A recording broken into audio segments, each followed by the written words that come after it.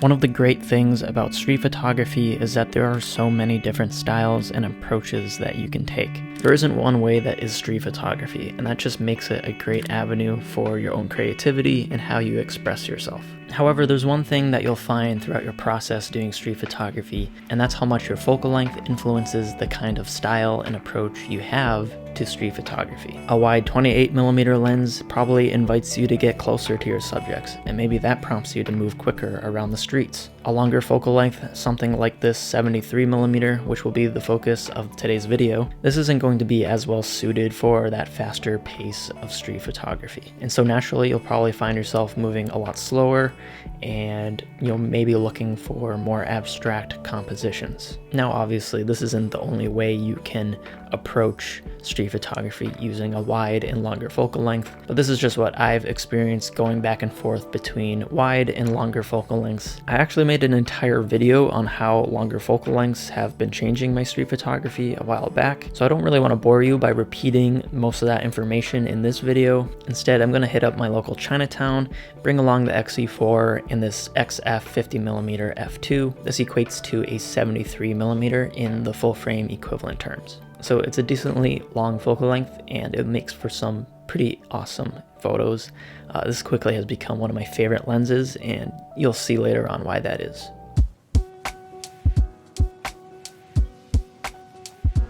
Alright, so yeah, it's been a long while since I last did a POV in Boston, let alone shoot around in Chinatown. Actually, if you ever visit Boston, it's definitely the best place, I would say, in terms for street photography.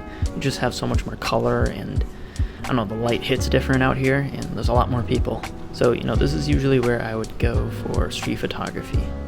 Surprisingly, I ended up with some photos that I really liked from this day. So, you know, super happy about that. I'll talk a little bit more about them later on in the video though, because right now I'm trying to just readjust myself to this longer focal length. Because I was using the 35mm on my X100V, which I've been using a lot more recently. This is just a warm-up shot here. You know, on that topic of switching between long and short focal lengths, you know, I know a lot of people would say that, you know, just find one lens that fits you and always shoot that focal length. You know, that way you can really get good at that length, and you start to see the world only in that focal length, and you can, you know, easily judge when and where to take a photo from. Personally, you know, I find it actually beneficial for myself to go between wide and long focal lengths. I just like that variety, and I don't know, it makes the process that much more fun in my opinion. So, you know, don't feel like you need to limit yourself to just one focal length. So if you're anything like me and you shoot a lot of reflections, you tend to always look into windows like this, and you're kind of just keeping an eye out if there's anything interesting. And here I spot this guy way off in the distance in this red shirt, and he's sort of framed in this little spot here on this window. I just like how he's kind of reflected twice here. Another nice warm-up shot to say the least though. So in the same window here, there's a whole bunch of advertisement imaging here. That was kind of funny because it was a bunch of people. So I was trying to frame someone reflected onto this. But you'll see one of the limitations with this lens is if you're shooting on a sidewalk like this, you're really cropped in. So I'm kind of shooting on the edge of the sidewalk. Not exactly what I was going for, but with my short attention span, it'll do.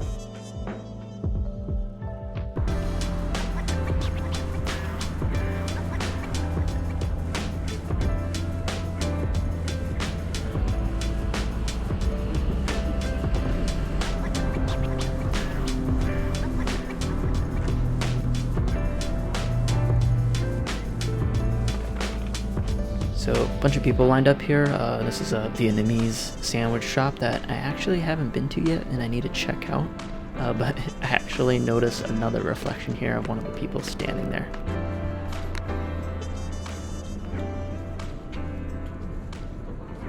So I ended up with these two compositions, and first off, what drew me to the photo was how his face was being lit up. You have that very cinematic, one side's lit up, the other side is in shadow. I think there's a fancy word to describe that kind of lighting. I'm not much of a filmmaker or know much about lighting terms, so feel free to leave that in the comments. But I like these two photos here. I did one landscape and one portrait vertical photo, and they both give off two very different vibes, I would say. All in all, these are two really good examples of how great it is using a long focal length. Normally, if I shot this with a 35mm, I would have had to got really close to that wall to get that reflection, and that might have been enough to alter that moment in, him noticing what I was doing or changing how he was acting. And also the fact that if I didn't move that close, I would have had to crop a decent amount into this photo. Standing right where I was able to get a really clean composition because I'm just that much more cropped into the scene already just from where I was. So you'll see that when you use a longer focal length like this, it's just easier to compose because you have less things to juggle around with in your composition.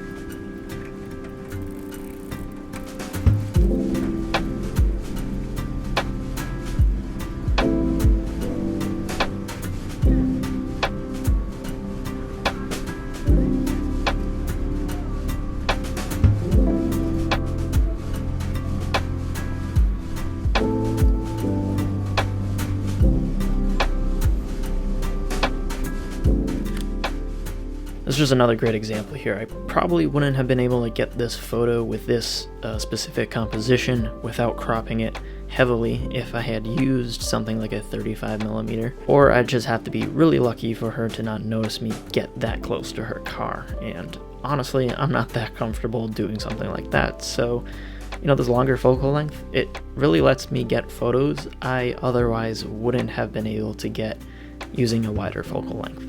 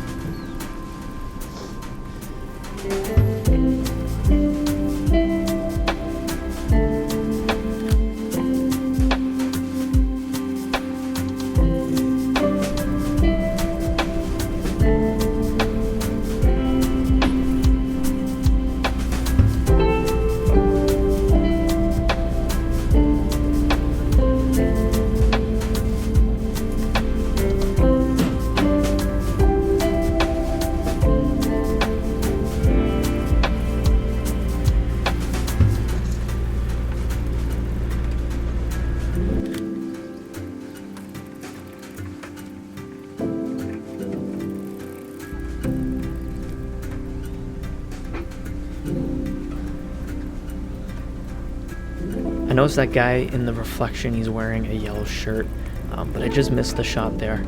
I thought he would have been a really good subject for this photo because it's just the way the color matches that scene. So I just wait around here for a little while to see if I can get that perfect subject.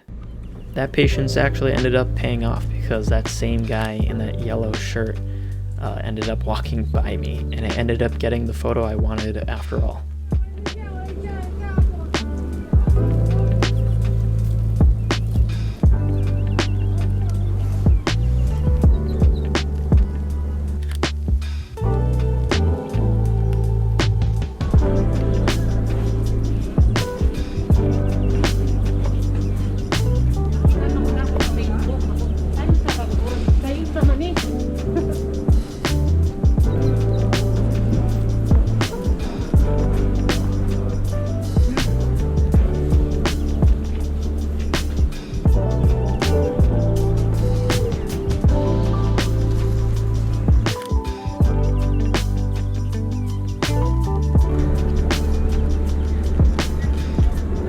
haters will say it's Photoshop.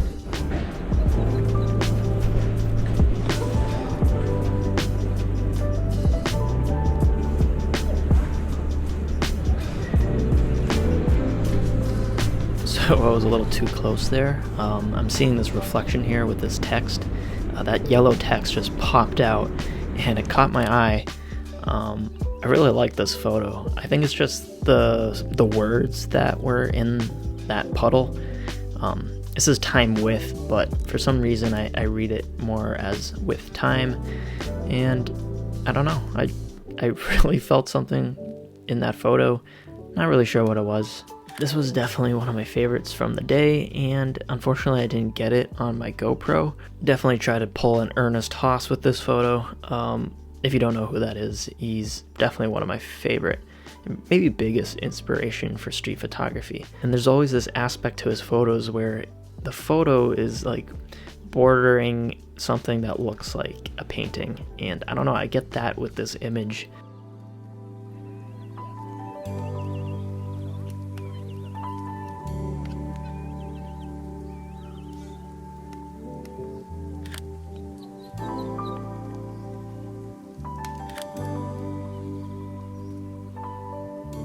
Actually ended up crossing paths with another local photographer, Austin Schofield. We had been trying to link up for a long time, so it was good to finally meet up. Now we ended up making our way out of Chinatown, through Downtown Crossing, and into the North End. This has increasingly become one of my favorite places to do street photography now. And actually the North End is where I've filmed a lot of my recent B-roll shots. So you might recognize some of the scenery.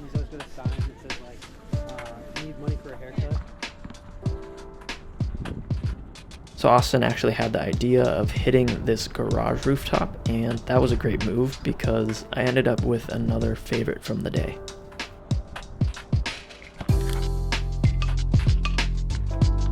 This is another instance where the 73mm did wonders for me. This photo is completely uncropped, and it took almost no effort in making this composition. That's just how clean using a telephoto lens can be. My X100V, had I been using that camera instead, it would have been way too wide for this situation.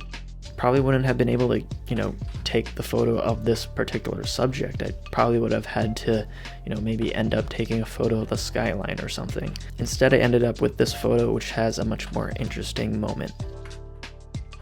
Alright guys, thanks for tuning in today, and I hope you enjoyed that little street session, and hopefully you learned a few things along the way. Speaking of learning, today's sponsor is Skillshare, and let me tell you a little bit about them. If you don't know about Skillshare, they're a massive online learning community where you can find hundreds of different online classes on various topics, all taught by creators you might already know.